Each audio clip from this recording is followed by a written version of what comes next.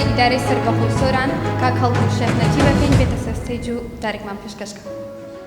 ڕێزان ساڵانە طبعاً ئیدارەی سەربەخۆی سۆران ناوچەیەکی شاخاویە و ناوچەیەکە کە بەناوبانگە بە گژوجیای هەمە چەشنە و گژوجیای سروشتیش.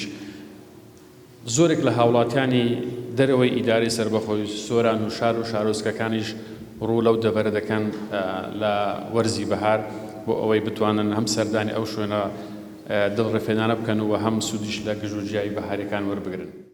کشت و کاڵ وەکو ئاسایشی نیشتیمانی کشت و کاڵ وەکو گرنگترین سەرچاوەی ئابووری وڵات پێناسە دەکرێت.